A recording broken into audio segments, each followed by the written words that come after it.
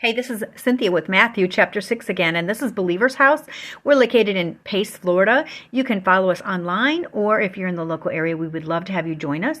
We're actually in a pre-launch. We've been in pre-launch from January, and we are meeting weekly.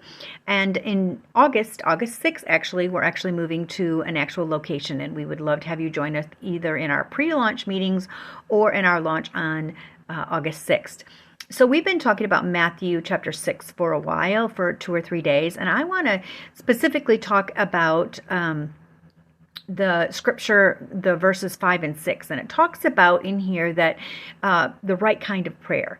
And the right kind of prayer is when we're praying with our hearts, and we're praying not with fancy words, but we're praying because we want to get in contact with God, and not so we can be seen, and not because we want to look good. And the word actually calls out hypocrites in these particular verses. And so I thought it was really interesting that I did a study. I had in my Bible here, my Full Life Study Bible. I did a little word study. Actually, there's a section in my Bible that's called Word Wealth, and it actually pulled out this word. And the original Greek word, we're in the New Testament, Greek word, hupokeretris. I don't know. I'm not a very good be able to figure it out with phonics. It's Strong's number 5273. And according to my word wealth here in Psalms 5273 says that the word hypocrite means, in Bible days, actors wore masks, which included mechanisms for amplifying the voice. Since the dramas were questions and answers, the word describing the dialogue was, and then it has a big long word, to reply or to answer. So this word is one who is play acting or reading a script, or one who puts on an act. So the hypocrite conceals his true motives under a cloak of make-believe. And I thought that was very powerful. And another place that I looked at says they love to pray in this particular scriptures. Hypocrites do. They love to pray in synagogues or in where people are because they think it makes them look good. And the purpose for their prayer isn't because they're trying to get in contact with the Father. The purpose of their prayer is to look good before men.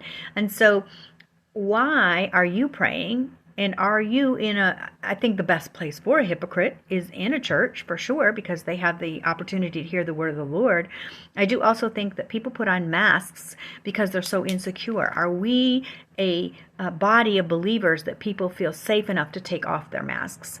Are we preaching a word that would heal them enough that they could be vulnerable with us, that they can be... Are we creating safe places for people to be able to take off their masks? And then those that are hypocrites are still wearing masks. Are we tolerating that among us?